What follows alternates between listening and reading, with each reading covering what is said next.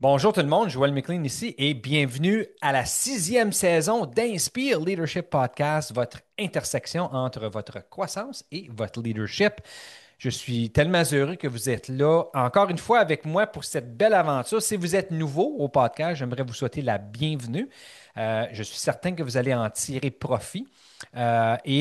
N'hésitez pas d'aller explorer d'autres podcasts francophones en éducation afin de pouvoir vous nourrir. Mais pour moi, le podcast, c'est tellement un véhicule, un forum de développement professionnel. C'est important pour moi de le faire aussi parce que ça me permet de pouvoir trouver les mots, ça me permet de pouvoir organiser mes idées.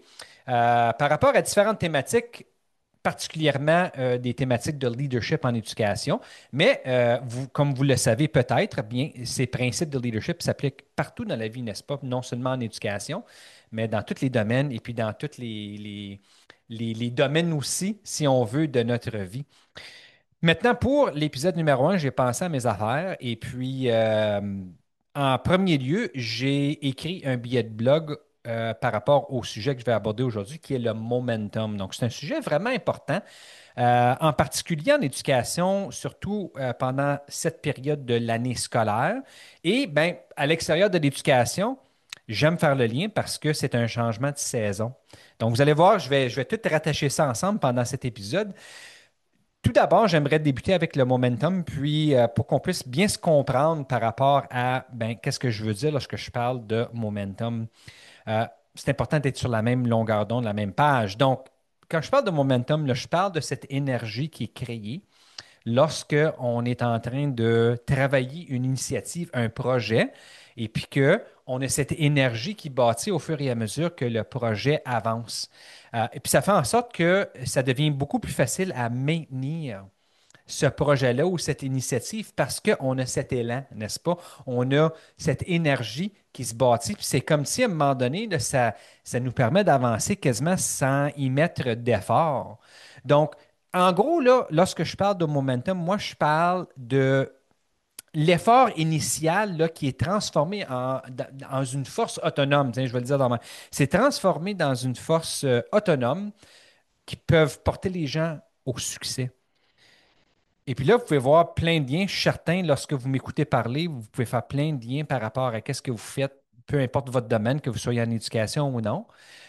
Mais je suis certain qu'il y a plein de liens à faire par rapport à, tu sais, quand vous entamez des projets, un travail que vous avez à faire, un dossier dont vous avez le lead, et puis que les choses avancent, on a un retour sur notre investissement, on voit des résultats qui commencent à apparaître, et puis ça crée cette énergie-là, n'est-ce pas? Donc, c'est de l'énergie hein, qui est comme transformée en force, et puis ça nous pousse. C'est comme du vent dans nos voiles, n'est-ce pas?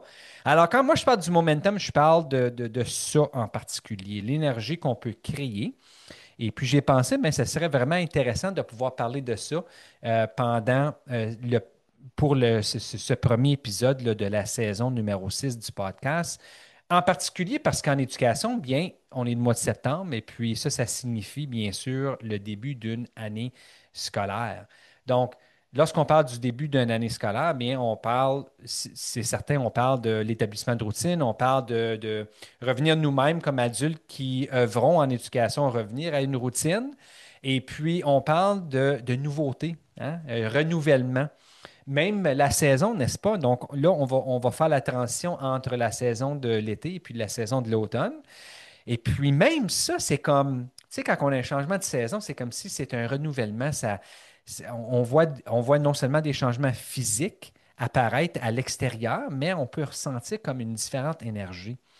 C'est présentement, ben, on va passer de l'été à l'automne. Des belles couleurs, transformation des feuilles, des soirées qui sont plus fraîches. On ouvre les fenêtres. Ça fait du bien de respirer cet air fraîche-là. Donc, c'est des éléments qui font en sorte que ça vient toucher aussi nos émotions, ça vient nous chercher à l'intérieur autant que ça vient chercher les autres sens, si je peux le dire de même, par rapport à cette transformation-là. Donc, quand on parle de transformation, ben, on ne peut pas passer à côté du momentum. Et puis, c'est la raison pourquoi que moi, j'adore parler de de transformation chez des individus, chez nous-mêmes. Parce que c'est un peu ça, c'est ce momentum-là qu'on veut bâtir lorsque on se retrouve dans un état de transition, dans un état de transformation. Et puis, ça me fait penser un peu à une métaphore. Tu sais, ben, c'est ça, je vais faire une métaphore par rapport à conduire une bicyclette. Donc, imaginez-vous, créez-vous cette image où est-ce que vous êtes sur votre bicyclette. Puis moi, ça me ramène à ma jeunesse, à Elliott Lake. Donc, c'est ma ville natale. Et puis, j'ai grandi là. Je suis allé au second, jusqu'en 12e, 13e année. Et puis, c'était une petite ville. Donc, on se promenait, nous, en bicyclette. On en faisait beaucoup, souvent de la bicyclette.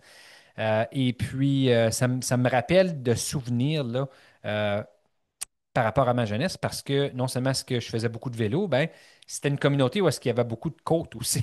Donc, il y avait des moments donnés que c'était plus facile de pédaler et puis d'autres moments donnés que c'était peut-être plus facile de débarquer de la bicyclette et puis tu sais, de marcher à côté puis de la pousser. Mais pour venir à la métaphore de la bicyclette, puis la raison pourquoi que je viens d'en parler, c'est que j'aimerais que vous vous imaginez pédaler vraiment fort sur votre bicyclette, là. Puis vous pouvez être rendu à un certain endroit dans votre voyage, mais disons que c'est comme une côte et puis on est en train de monter une côte en vélo. On pédale fort, on donne des bons coups.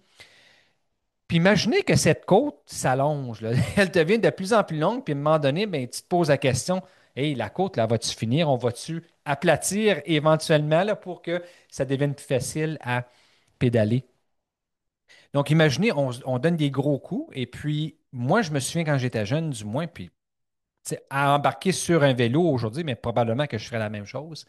Bien, la raison que je voudrais faire des grandes pompes comme ça, c'est parce que je voudrais me donner un élan pour qu'à un moment donné, je puisse arrêter de pédaler pour prendre une petite pause puis retrouver mon souffle si on veut, là. Donc, ça crée l'élan. Ça crée du momentum. Ça me permet de pouvoir arrêter de pédaler à un moment donné, d'exercer moins d'énergie, mais je suis encore en mouvement vers mon objectif, vers ma destination, là où est-ce que je veux me rendre. Et puis c'est tellement beau, ça, quand on y pense, le momentum. Surtout quand on est en vélo et puis on monte une grande côte et puis qu'on trouve ça un peu difficile. Donc, pouvoir gagner ce momentum, ben, c'est de toute beauté. Parce que le momentum nous propulse en avant, comme je disais, même quand que nous, on veut peut-être donner un peu moins d'effort. C'est lorsqu'on veut relâcher, n'est-ce pas? Ça nous aide à quand même avancer. Puis quand que je parle de momentum, je parle d'un début d'une année scolaire pour un membre du personnel qui œuvre dans le système d'éducation, ou même si tu es en entreprise. Euh, de pouvoir maintenir ce momentum, c'est probablement un des éléments ou une des actions les plus difficiles à faire. C'est de conserver ce momentum. Comment est-ce que je fais ça? Et puis, la métaphore de la bicyclette, ben, c'est une belle image à se donner, à se rappeler que ben, parfois, euh, c'est important de savoir c'est quand pédaler et puis combien d'efforts à y mettre aussi pour pouvoir garder ton momentum. Donc, la question que j'ai à vous poser par rapport suivant la description de cette métaphore est la suivante. Est-ce que ça vous arrive de lâcher trop tôt avec votre croissance? C'est quand on parle de ton développement professionnel, lorsqu'on parle de vouloir devenir une meilleure version de nous-mêmes, que ce soit au niveau de notre travail comme pédagogue si vous êtes en éducation ou comme entrepreneur si vous êtes en affaires, ça peut être père d'enfant, ça peut être un conjoint, conjointe. Donc, est-ce que ça vous arrive parfois de lâcher un peu trop tôt ou de relâcher trop tôt, je devrais dire, ou est-ce que, oups, j'ai peut-être pas pédalé assez souvent ou assez fort parce que là, à un moment donné, j'ai arrêté de pédaler. La bicyclette, ben, elle avance plus. Elle risque de tomber. Ça vous est déjà arrivé, ça? Puis la raison que j'en parle, c'est parce que au mois de septembre, bien, on voit habituellement, et puis ici, moi, je vais me référer au domaine de l'éducation, on voit souvent des gens qui sont énergisés, ils ont hâte, ils ont du momentum, hein, je vais le dire comme ça. Ils ont beaucoup de momentum en arrivant au mois de septembre. Le renouvellement, c'est une nouvelle salle de classe. J'ai des nouveaux élèves qui arrivent, peut-être des nouveaux membres du personnel. C'est peut-être même une personne qui vit tu sais, un nouvel environnement, une nouvelle école, un nouveau personnel. Donc, il y a toujours ce renouvellement-là, puis ça nous donne de l'énergie, c'est encourageant. Et puis, on arrive, et puis habituellement, on a cette énergie-là qui nous permet de pouvoir ben, accumuler ce momentum. Tu sais. On se prépare, on accueille nos élèves à bras ouverts, on leur donne beaucoup d'amour, on leur pose des questions, comment ça s'est passé pendant l'été. Donc, on bâtit ce momentum-là. On s'est peut-être développé professionnellement pendant l'été. On a revu certaines choses avant de quitter à la fin du mois de juin, avant les vacances d'été. On est en train de faire des lectures. On fait plein de choses pour pouvoir nous alimenter. Et puis, en retour, ben, ces éléments-là ben, nous permettent de pouvoir bâtir ce momentum et puis de conserver cet élan. Hein? Parce qu'à un moment donné, on va venir fatiguer, là, tu sais, qu'on soit en éducation ou non. On travaille fort et puis, ben, ça fait du bien de temps à autre de pouvoir arrêter de pédaler puis de quand même voir la machine avancer, n'est-ce pas?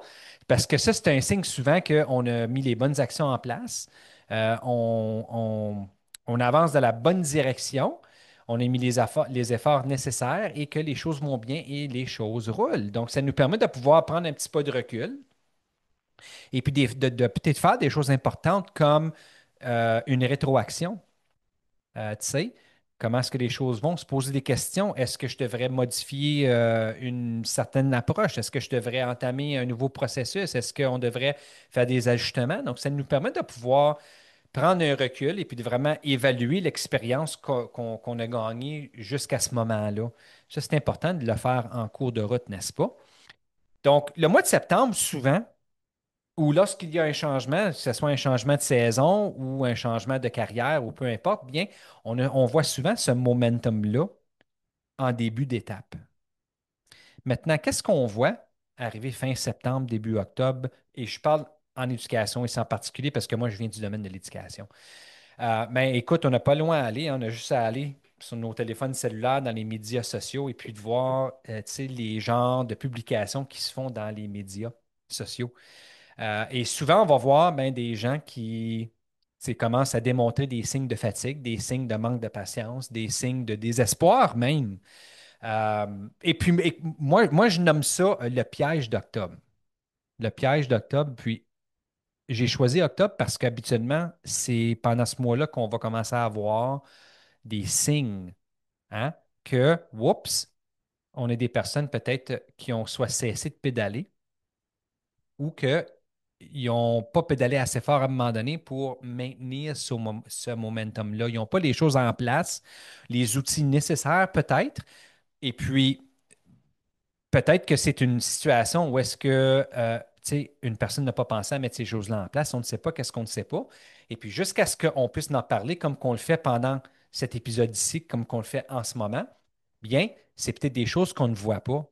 Mais peu importe la raison, c'est qu'on n'a clairement pas peut-être des choses en place afin de nous permettre de pouvoir maintenir ces énergies initiales, ces efforts qu'on met initialement. On crée un momentum. Maintenant, on sait que si on lâche les pédales, éventuellement, la bicyclette, elle va arrêter. Puis si la bicyclette arrête ou ralentit trop, bien là, on va avoir des problèmes de balance. Et puis la bicyclette, ben, elle va tomber. Puis nous, on va tomber avec la bicyclette, n'est-ce pas? Alors, le piège d'octobre, bien, c'est qu'est-ce qu'on commence à observer souvent en éducation chez les membres du personnel qui œuvrent dans nos écoles, la fatigue, l'impatience, le découragement. Et puis moi, j'ai pensé que ce serait peut-être une bonne idée de jaser de ça aujourd'hui parce que si toi, tu écoutes à cet épisode, ben, vaut mieux prévenir que de guérir, n'est-ce pas? Donc, peut-être que toi, tu as déjà des choses en place pour t'assurer que tu poursuis, tu continues à avoir ce momentum, ou peut-être que tu n'y avais pas pensé déjà avant, et puis que maintenant qu'on en parle, ben, ça te donne des idées, peut-être des choses que tu aimerais mettre en place. Donc, le piège d'octobre, lorsqu'on commence à voir ces signes, ben, pour moi, c'est des signes qui disent que le momentum commence à s'essouffler. Puis ça, c'est quelque chose d'important à pouvoir réaliser et à pouvoir mettre le doigt dessus lorsque nous sommes dans le feu de l'action. Puis je dis ça de même parce que quand on est dans le feu de l'action, c'est probablement le moment que c'est le plus difficile à réaliser ce genre de choses-là. Parce qu'on a établi une routine, On a en éducation, du moins, on a un curriculum à livrer, on a du contenu à enseigner, on a plein d'enfants devant nous avec plein de différents besoins. On a des familles, on a des enfants. Pour ceux qui ont des enfants, des sports en soirée, il y a plein de choses qui se passent. La vie avance, on le sait, sur un rythme très, très, très, très rapide. Donc, peut-être que moi, je ne prends pas le temps pour y penser, à savoir, bien, ce momentum-là, comment est-ce que je peux le conserver? Comment est-ce que je peux m'assurer que, oui, à un moment donné, je vais pédaler, puis ça, c'est normal, puis il faut pédaler, mais à un moment donné, ça serait le fun si que je suis capable de pédaler fort, puis ensuite pouvoir me pencher sur ce momentum-là un peu pour que les choses puissent quand même avancer. Et encore une fois, comme j'ai dit tantôt, ça me permet de pouvoir prendre un petit moment de répit, de pouvoir reculer, de pouvoir évaluer l'expérience que j'ai acquise jusqu'à présent, puis faire les ajustements nécessaires.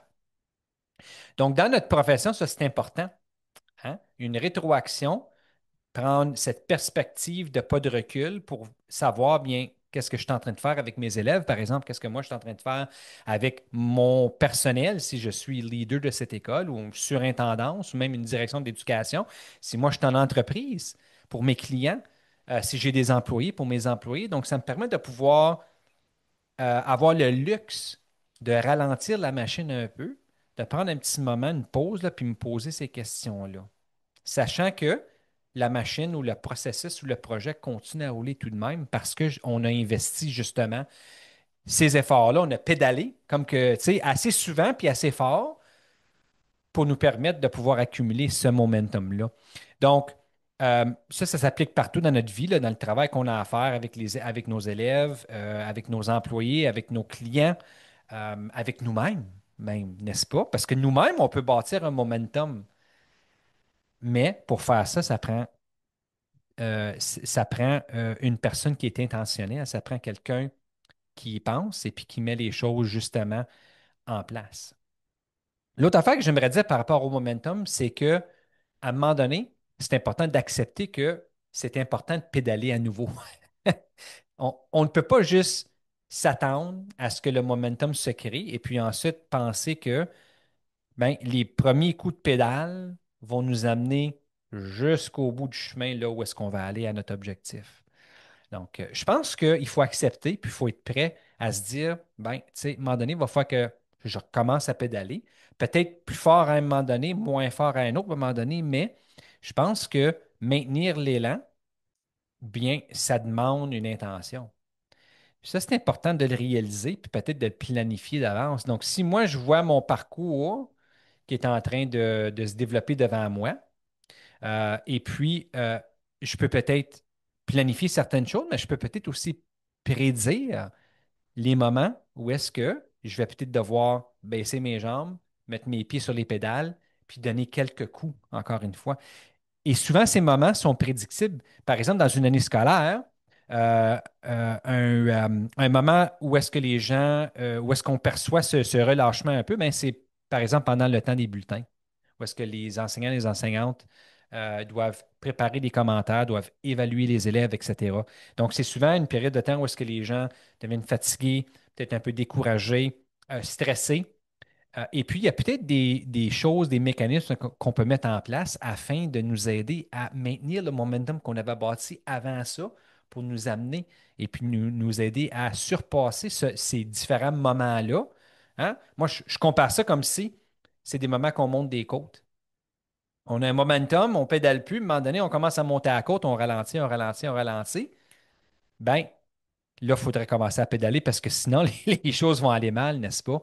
Et si, moi, avant de quitter sur mon voyage en vélo, si moi, je suis capable d'aller sur MapQuest, là, disons, n'est-ce pas, ou sur Google Maps, et puis de voir mon parcours d'avance, bien, je peux aller voir où sont les collines que je vais devoir monter.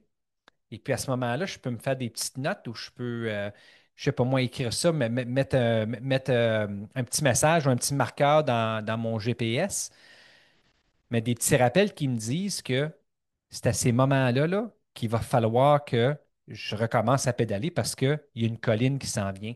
La beauté, c'est que je les vois venir d'avance. Donc, il y a peut-être des mécanismes que toi, tu peux mettre en place qui vont te permettre de savoir d'avance, là, OK, quand tu arrives à ce point-ci, là, commence à pédaler. Quelque chose d'important à réaliser, c'est qu'on ne veut pas commencer ou réaliser qu'on doit commencer à pédaler quand on est presque arrêté à mi-chemin sur la colline. Vaut mieux prévenir que de guérir, je l'ai dit tantôt. Donc, c'est de savoir quand commencer avant que j'arrive à la colline pour que ce momentum-là, on ait une bonne quantité déjà accumulée, même avant de commencer à monter la colline. N'est-ce pas? Donc, non seulement est-ce que c'est une question de déterminer bien quelle stratégie, quel mécanisme que je dois mettre en place, mais c'est de savoir bien, quand est-ce que je le mets en place. Donc, étape numéro un, c'est de réaliser l'importance qu'il va falloir pédaler, qu'il faut pédaler à nouveau. Et l'autre élément, je pense, important là-dedans, c'est que non seulement est-ce que je dois réaliser que je dois pédaler, mais est-ce que je suis capable de le réaliser assez tôt pour que quand j'arrive à ce moment-là, mon momentum va m'aider à pouvoir surpasser cette colline-là ou à pouvoir gravir cette colline, un peu comme le temps des bulletins en éducation. Si je mets ces mécanismes-là en place d'avance, si je bloque du temps, par exemple, dans mon calendrier, tu sais, je réserve X nombre de minutes durant un temps de préparation d'avance afin de faire de la correction, afin de commencer à travailler mes commentaires de bulletin. Mais si je fais ça d'avance et puis j'y travaille peu à peu, mais ça va avoir de l'air à quoi quand je vais arriver à la colline, là, qui est la rédaction officielle des commentaires de bulletin, les évaluations, tout mettre ça dans le système afin de produire des bulletins. Mais ton énergie va avoir de l'air à quoi? Ta disposition va avoir de l'air à quoi si tu arrives à ce moment-là, puis tu as bâti tout ce momentum-là qui va t'aider à pouvoir surpasser ou surmonter cette colline. Euh, c'est vraiment intéressant, n'est-ce pas, d'y penser comme ça. Donc, vraiment important, on doit accepter qu'il faut pédaler, ça c'est important. Toutefois, je pense qu'il y a façon de savoir d'avance quand on doit pédaler, comment fort on doit pédaler. Et ensuite, ben, c'est une question d'intentionnalité, n'est-ce pas? Est-ce que je suis capable de mettre ces choses-là en place, bien sûr? Euh, alors, vraiment important de savoir quand c'est le temps de pédaler. Donc, j'ai quelques réflexions à vous offrir, donc quelques questions à vous poser. Je les ai notées ici dans mes notes devant moi. Donc, je vais vous poser les questions et puis vous pouvez peut-être y répondre juste en m'écoutant parler. Mais je vous invite de répondre à ces questions-là et puis même de les partager avec vos collègues et peut-être même vos élèves si vous êtes des profs en salle de classe, avec vos employés. Donc, des belles questions de réflexion. La première question est la suivante. Comment planifiez-vous votre croissance pour les prochains mois? Quelle belle question à se poser en début d'étape de transformation. Euh, Mois de septembre en éducation, belle question à se poser. Même, je dirais au mois d'août, c'est une bonne question à se poser. Une bonne question à se poser en tout temps. En particulier, je pense, dans le domaine de l'éducation, parce que on a quand même un cycle de 10 mois. Et puis ensuite, il y a 2 mois de vacances d'été, bien sûr. Euh, mais c'est toujours comme un début, hein. Il y a toujours un début, puis il y a toujours une fin dans une année scolaire, là. Présentement, dans le système que nous avons ici en Ontario, du moins. Donc, comment est-ce que je planifie ma croissance pour les prochains mois? Ça, c'est une question importante à se poser. Qu'est-ce que tu vas faire là pour pouvoir aller plus loin que le mois de septembre et puis une fois rendu au mois d'octobre, novembre, décembre, tu as pu garder cet élan, ce momentum-là. Et en retour, ce momentum-là t'a donné du vent dans tes voiles pour pouvoir poursuivre, pour pouvoir continuer, pour pouvoir vivre des belles expériences avec tes élèves, avec tes collègues, avec tes employés, avec tes clients, et puis faire en sorte que tu aimes beaucoup ton travail, tu aimes qu'est-ce que tu fais, ça te donne de l'énergie. Le momentum, là, c'est une belle chose. C'est le cadeau que ça nous donne. Ça nous donne le cadeau de pouvoir mieux apprécier les choses. Du moins, moi, je le crois. Et puis pour moi, dans mon expérience, c'est qu'est-ce que ça m'a donné comme retour sur mon investissement. Ça m'a donné l'opportunité de pouvoir apprécier les choses parce que j'ai pu m'arrêter, j'ai pu ralentir, sachant que le momentum allait quand même apporter la machine ou l'initiative de l'avant. Donc, ça, c'est la première question. La deuxième question, quelles petites actions au pluriel, quelles petites actions pourriez-vous prendre pour éviter de perdre votre momentum? Ça, c'est intéressant. Parce que là, il y a deux types de questions qu'on peut se poser dans cette situation. La première, mais c'est celle que je viens de vous poser. Bien, comment est-ce que je peux faire pour avoir du momentum, maintenir le momentum? Toutefois, je pense que c'est aussi important d'identifier qu'est-ce qui nous ferait perdre le momentum. hein, pour qu'on puisse les éviter. Donc, dans mon parcours, là, si je suis allé dans Google Maps, j'ai pu aller voir d'avance où sont toutes les collines. Mais en même temps, ma carte ou le logiciel me permet de voir là où est-ce que les rues sont bloquées, là où est-ce qu'il y a un accident, là où est-ce qu'il y a une voiture ou un autre vélo qui est sur le côté, donc je dois faire attention. Donc, il y a plein de signes que je suis capable de reconnaître d'avance et puis qui peuvent me permettre de pouvoir soit détourner, soit recalculer mon parcours ou d'apporter des modifications nécessaires, n'est-ce pas? Donc, une question importante à se poser, autant la question qui dit, ben, qu'est-ce que ça me prend pour gagner, pour accumuler du momentum? La question aussi est très pertinente par rapport à, ben, qu'est-ce qui m'enlève, qu'est-ce qui me fait perdre le momentum? Donc, identifier qu'est-ce que je perds, qu'est-ce qui me fait perdre ça, pour que je puisse les éviter, n'est-ce pas? Pour que je puisse me préparer et dire non, je ne me laisserai pas faire avoir dans ce piège-là parce que je ne veux pas perdre mon momentum. Donc, je vous encourage à prendre le temps de réfléchir à ces deux questions que je vous ai posées. Euh, et puis faites-le avant que ton élan s'essouffle. Ça, c'est important aussi. Donc, la raison pourquoi que j'ai décidé de parler du momentum en particulier pour l'épisode numéro 1 au mois de septembre, pour les gens en éducation en particulier, mais pour tout le monde qui écoute, même à l'extérieur de l'éducation, euh, il n'y a jamais un mauvais temps de parler du momentum. Et puis, je pense que c'était propice de le faire là, pour ce premier épisode. Donc, en conclusion, bien, j'aimerais que vous vous souvenez, et je l'ai écrit aussi dans mon billet de blog, que on est, on est intentionnel à bâtir du momentum pour faire en sorte que ça nous amène plus vers le succès, ça nous permet d'apprécier les choses, ça nous permet d'aimer plus qu'est-ce qu'on fait. Euh, Bien, rappelez-vous que ça vous aide aussi à être la meilleure version de vous-même. Le momentum, un autre cadeau que ça nous donne, c'est que ça nous donne ce sentiment d'avoir accompli, le sentiment de succès, de victoire, le sentiment qu'on est en train de grandir. Donc, bâtir du momentum peut m'aider à devenir une meilleure version de moi-même. Et souvenez-vous toujours que vous méritez la meilleure version de vous-même. Tous les jours. Tu mérites ça, là. Fait que travaille-y, mets l'effort, sois intentionnel. Toi, tu le mérites et je dirais même que les gens autour de toi le méritent aussi. Parce qu'on peut avoir, on a cette influence, je ne dirais pas on peut avoir parce qu'on a une influence sur les gens qui sont à l'extérieur de nous, n'est-ce pas?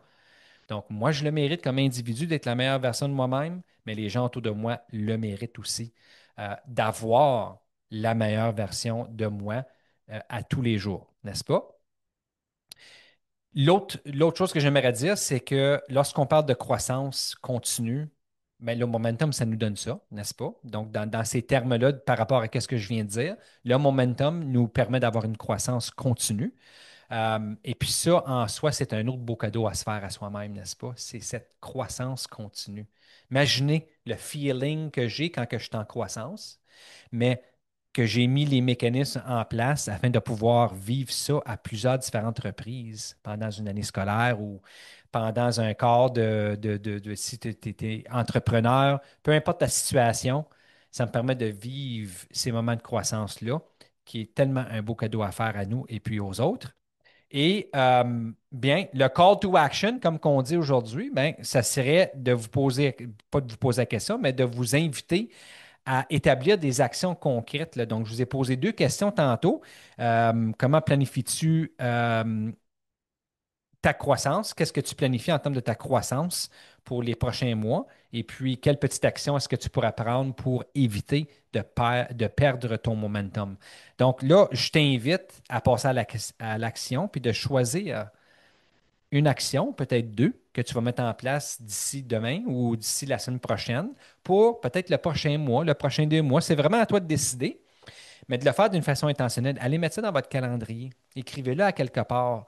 Donnez-vous des rappels. Tu sais, sur votre téléphone cellulaire, il y a une application de rappel, un petit message qui peut revenir à tous les jours pour que tu te souviennes que je m'étais dit que je voulais faire cette action-là.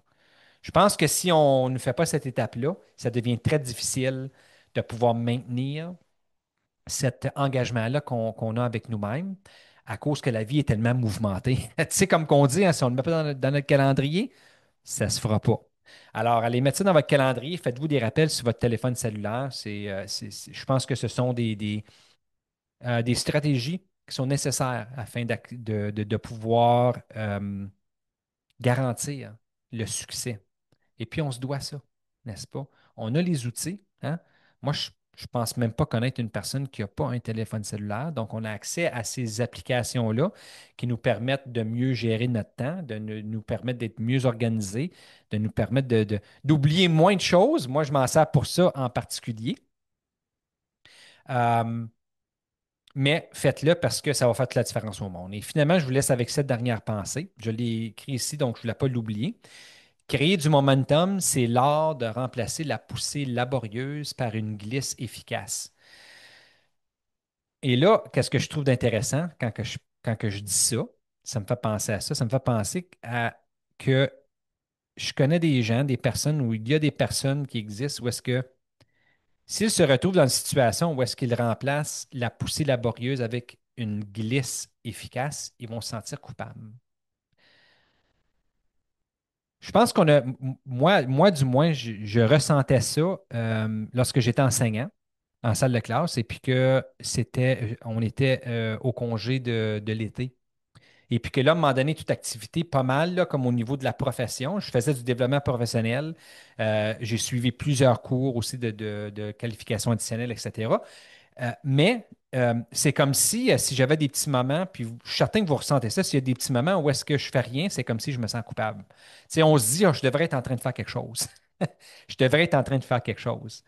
Il ne faut pas se sentir coupable. Souvenez-vous de ceci, je l'ai dit tantôt.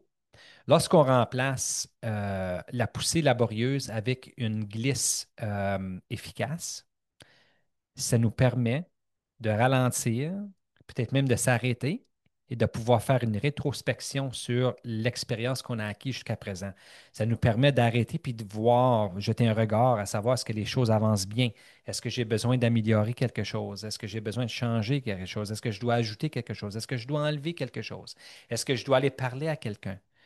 Donc, ça nous permet de pouvoir nous arrêter, de pouvoir réfléchir sur qu'est-ce qu'on a fait et de se poser des questions. Est-ce que est-ce que j'avance dans la bonne direction? Est-ce que c'est aligné avec mes valeurs? Est-ce que je pourrais peut-être mettre plus d'efforts? Oups, il y a une colline qui arrive là bientôt. Est-ce que je devrais commencer à pédaler maintenant pour me donner du momentum quand que je vais arriver à ce point-là? Alors, c'est important de penser à ça lorsque vous vous sentez coupable parce que là, vous vous dites, je devrais être en train de faire quelque chose, mais peut-être que non. Peut-être que la chose à faire, c'est de réfléchir sur qu'est-ce que vous avez vécu jusqu'à ce point-là. Donc, écoutez, tout le monde, merci encore d'être là pour l'épisode numéro 1 de la saison 6. Je suis très excité pour les prochains enregistrements. Donc, je vous souhaite une belle continuité hein, dans qu'est-ce que vous faites, que vous soyez en éducation ou non. Je vous souhaite beaucoup de momentum aussi. Et en particulier, ben, je vous souhaite d'être intentionnel à bâtir ce momentum-là. À plus tard.